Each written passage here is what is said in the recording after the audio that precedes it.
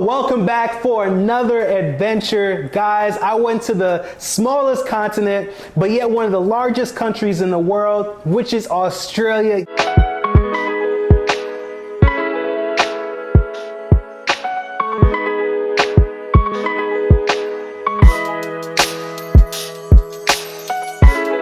Yes, it is a continent and a country, super unique, but I don't think people know how cool Australia is. You can get city life, you can get beach life, you can get a tropical vibe. Man, I'm going to show you places that you gotta eat, hotels that you gotta stay at, things to do in Australia, and not just in Sydney, but we went to Melbourne and some other tropical places, which is my favorite part of Australia. We're gonna talk about that. Guys, let's get it. Finally landing here in Sydney from LAX. Man, it feels good to be here in Sydney, Australia.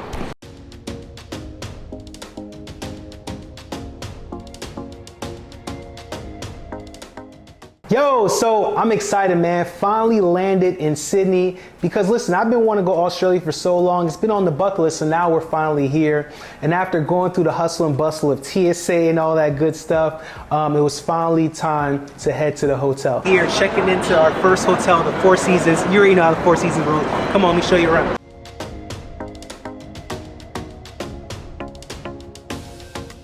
Listen, no matter where you at in the world, when you come to a Four Seasons, it's always fuego. I'm gonna show you the room, come on.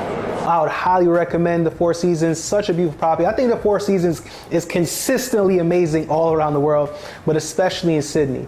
And after checking into the hotel room per se, like the room's amazing, great view. After getting settled and changed up, it was time to hit the streets of Sydney, right? It was time to hit the ground running. And guess what? First things first, the most popular landmark in Sydney is the Opera House. Matter of fact, this is one of the most popular landmarks in the entire world. That was the first stop, right? And the Sydney Opera House, guys, they literally have like over 40 shows a week. They have tours if you want to pretty much check out just the architectural just amazingness, if that's even a word, of this landmark, man. There were so many people there. People come from all around the world to see this building. And guess what? After seeing pictures all around the internet, it was not in any type of comparison to seeing it in person. Such a beautiful sight, right? And then after checking out the Opera House, we decided to go to the Sydney Harbour Bridge. Guys, if you can see right here, it says bridge stairs. So literally about to go up these stairs to go across this iconic bridge. You can't really see it, but it's so fun. Yo, so listen guys, we're here at the Sydney Harbour Bridge. And guess what? It's a bridge, but listen, you got the highway right here, cars going fast. But then right here to the left, it's a crazy view. You got the Opera House, you got cruise ships. You just got, look for yourself, check it out, check it out.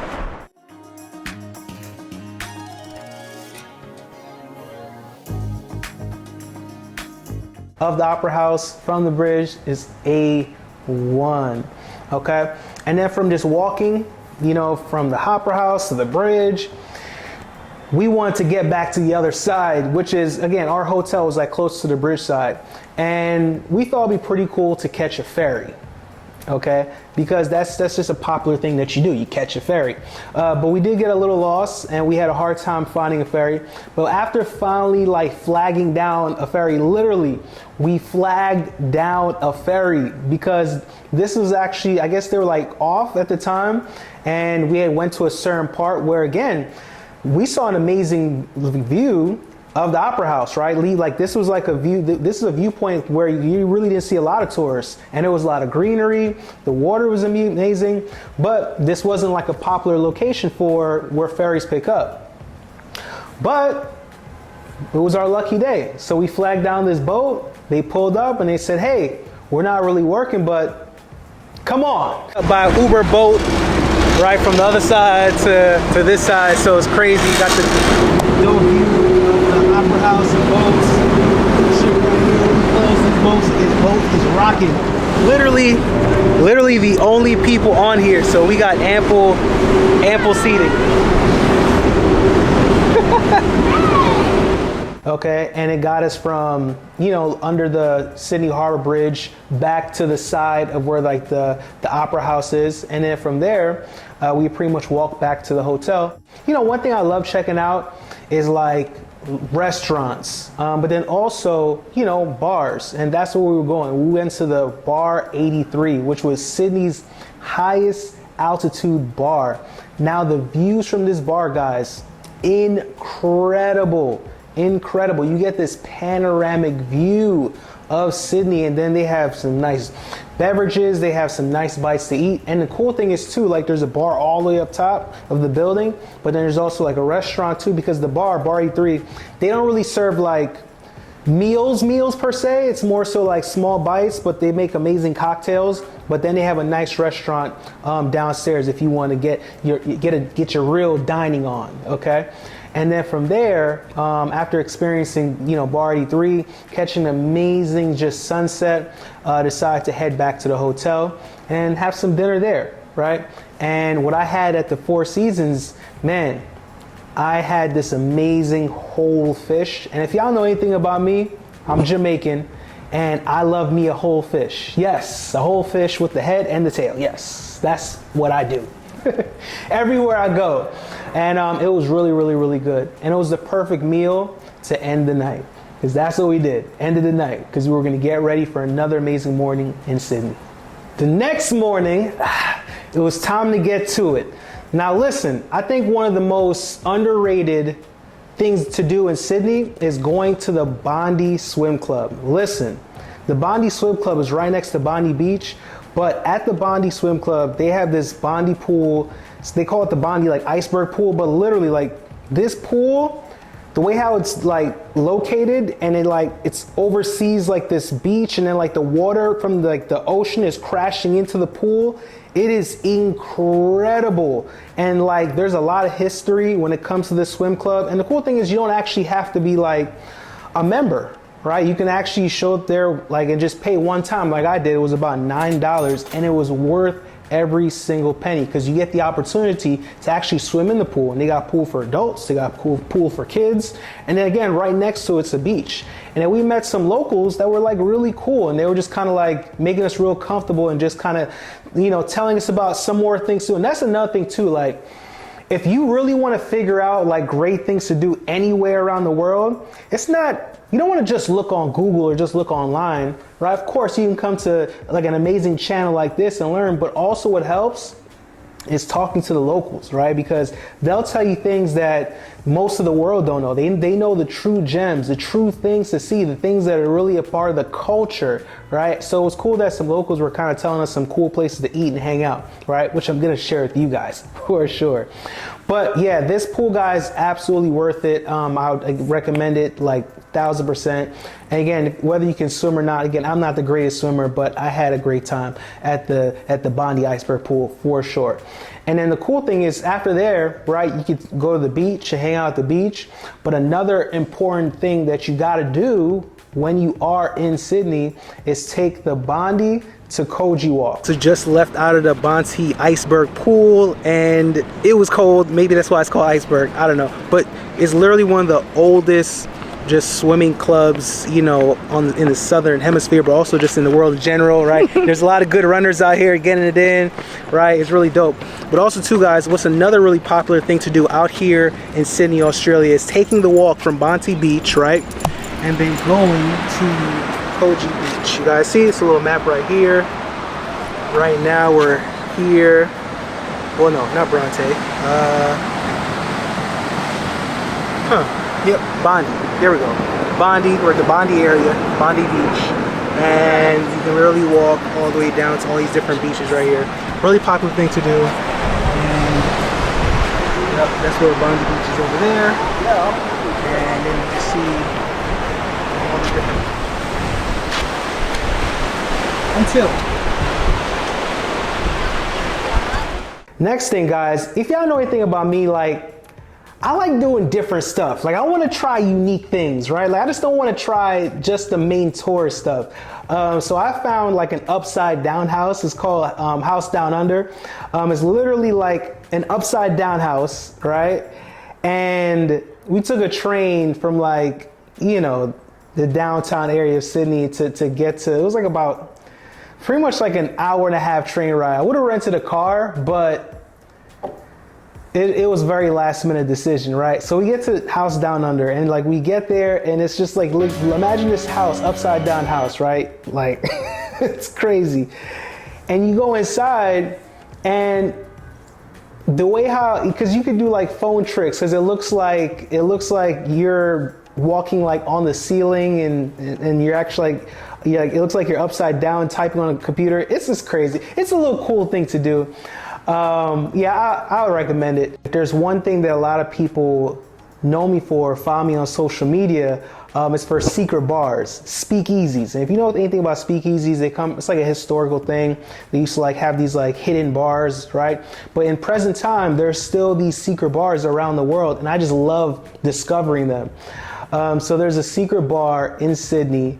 It's called Door Knock, right? It's called Door Knock, and literally, like, you really wouldn't recognize it, like, unless you were really looking for it. Like, you see it, and you see like this sign, then you know what it is. You go down these flights of stairs, then you go down this really long hallway, and it looks like a pretty sketchy hallway, but you just walk down it anyways, because you know there's a secret bar there. And then when you get to this door, there's like a pineapple, and you just like, you knock like 3 times, and yeah. All right, so today's a new day, and we decided to go to another city, which is Melbourne. So interestingly enough, as we were telling people the different parts of Australia we were going to, Melbourne was probably the least favored place, right? But some people are like, Melbourne definitely has some cool parts to it. So we're like, all right, cool, let's check out Melbourne, right? Because essentially we were going to Melbourne specifically to do one thing, and that was to go to the Puffing Billy train, which is literally like one of the oldest trains in Australia. Really cool. You can literally hang out your legs and stuff like that. I was really excited about that. But I said, let's just not only go to Melbourne for the train, let's actually explore it, right? So after checking into the hotel, we realized, hey, there's actually something going on, and it was literally Formula F1. If you don't know Formula F1, it's like one of the biggest racing events in the world, and it just so happens to be in Melbourne that particular like weekend, right?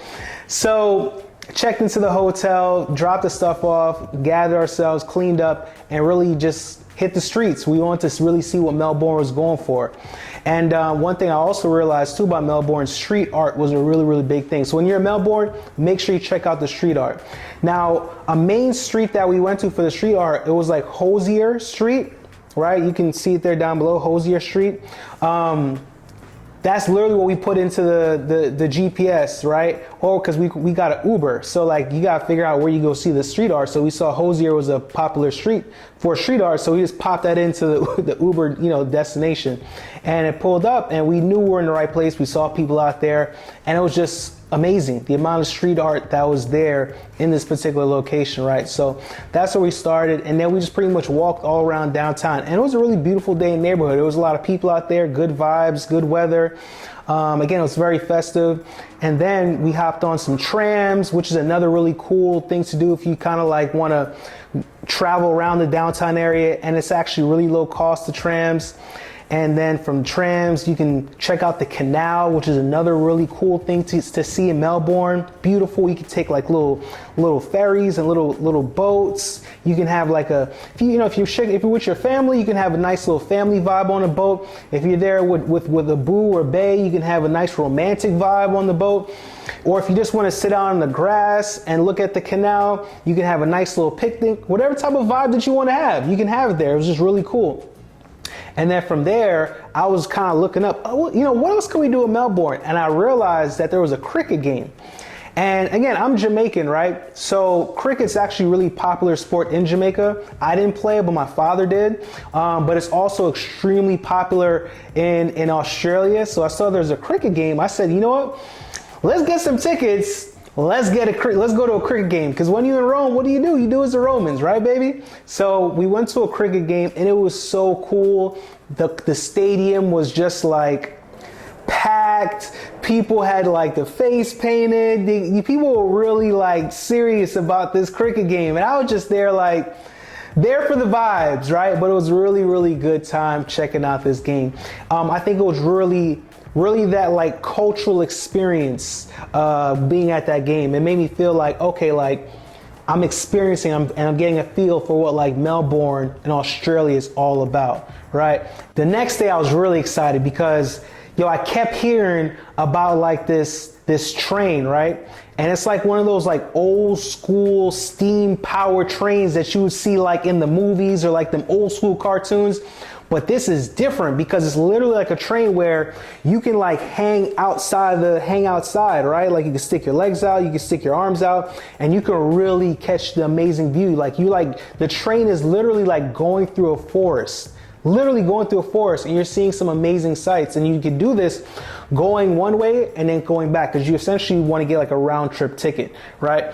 But this was definitely one of the coolest things I've ever done in my life. I felt like a kid again. I really did. I felt like a kid again with the hair blowing in my face and just the train zooming by.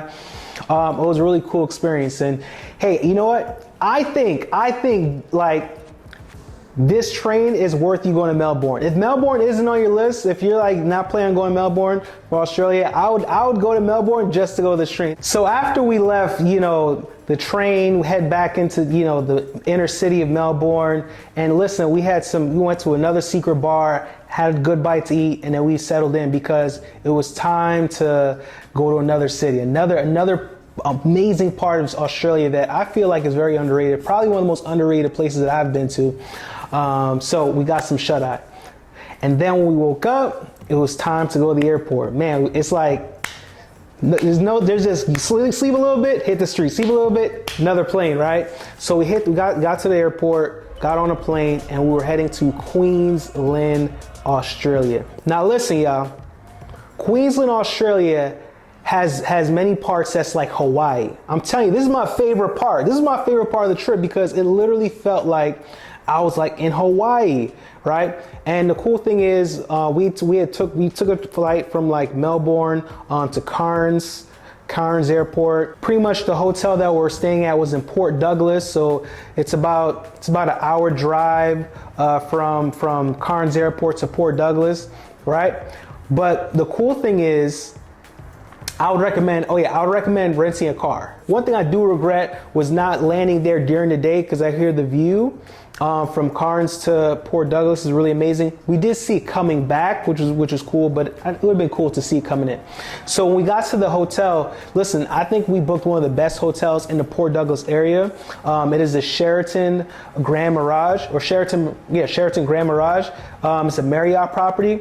This hotel was so amazing, from the service, the amenities. It was so spacious. They have like a pool that like runs like all throughout the resort. So that resort is so amazing. So like I would encourage you definitely definitely walking around the resort. They had several different dining options. The food was A1, the pool was A1, the service was A1. Again, the fact that the beach is there, and it's like you can even like ride the bike on the beach because the sand isn't like, I was gonna say the sand isn't that sandy, but so yeah, I guess if that makes sense to you, but you can like ride a bike, and that's what we did. Because at the front of the hotel, right outside the lobby, like you can actually rent a bike right there, and like you can literally take the bike and bike ride on the beach. It's like so cool. So like during sunrise, we would bike along the beach to catch a bicycle view. Like how cool is that?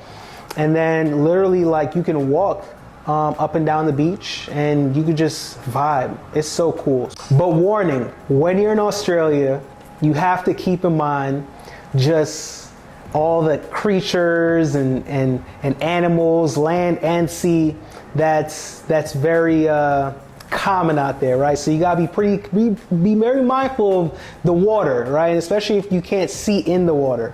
And another beautiful thing about the Queensland area, they have the Great Barrier Reef. There's so much marine life, and the view of the Great Barrier Reef, oh my God, I'm gonna get into that in a second. But definitely want to walk around the Port Douglas area because there's so many nice restaurants, just so many nice things to see. There was a fresh juice shop where we got some nice fresh juices. The people were really nice and accommodating. And then a place I would recommend to catch the sunset is called Rexmeal Park. I think that's one of the best places out there to catch a sunset for sure. Make sure you go to Rexmeal Park. And the cool thing is this, a lot of people, they literally go there like every day. So like when you go to the park, you'll see a bunch of people out there with like blankets, you know, with their snacks, you know, their beers, their drinks, there's, you know, like it's a vibe. Hey, do you want a peak life experience? Well, listen, we woke up this morning and we did something absolutely legendary, right? We went to the oldest rainforest in the world. It's called the Daintree Rainforest. Now listen, what you can do is you can literally float. Yes, you can float down this rainforest, because you can get like these little raft type things and you can just lay on it and you can just float down the rainforest. It is absolutely amazing. I know when I was like telling people I was going to do it, I was getting a lot of like, be careful, because again, Australia is known for like alligators and like, you know, all these creatures and spiders and things like that. And I get it. But the reason why it's safe to float down this particular place, this particular just, you know, this part of the rainforest, is because the water there is so cold that like crocodiles and things like that, like they're just not there, right? And I'm alive, right? So I made it. But I'm telling you, it was such a peak life experience, and it was definitely a bucket list thing to check off for sure. It was so cool, right? And then from there, you know, got back to the hotel, vibed, hung out, again, had some good food. Again, you can really spend a lot of time at the hotel just hanging out and catching some good vibes. So let me put y'all on to something. So there's a beach out there, right? It's called like Cow Bay Beach, but it's like it's a popular beach known for like having like this rope that's like on a tree where you can like swing. It's like a swing type of thing, right? And you can literally like swing on the tree. It's really cool. But the problem was, it was like literally like a couple hours away from where we were in Port Douglas. So we had rented a car and then we drove from our hotel to Cow Bay Beach. But it was so worth it. It was so cool. And a couple of things to definitely recommend. Listen, one of the major things to do when you go to Queensland in that area, because again, Port Douglas, Cairns, all the Daintree Rainforest is all within Queensland. One of the main things that you do is see the Great Barrier Reef. You could do a helicopter, and oh my goodness, a helicopter ride over the Great Barrier Reef. It's like one of those moments in life where like you realize how amazing life is. That's what this experience is like. Getting a helicopter ride and doing it over the Great Barrier Reef. It's like, yo, this is why we're here. So of course, like, you know, do what we're supposed to do for God, right? But no, like this helicopter ride, goodness gracious, the view of the Great Barrier Reef was incredible. And then also too, we were able to stop over this waterfall. Guys, if you're gonna book a helicopter, I would recommend do it with this company called Nautilus. They're an amazing helicopter. I think they're like the best helicopter company there. But they gave us a dope experience from like going over the Great Barrier Reef, but then also stopping on top of a waterfall. When in life do you take a helicopter and stop on top of a waterfall? Like that is one of the coolest things ever, right? So that was definitely a peak life experience for sure. And listen, man, this was just an amazing way to end the trip, right? Because literally we took the helicopter from the waterfalls and then we got back to our hotel and the transportation was literally waiting for us with our suitcases already in the van to head to the airport.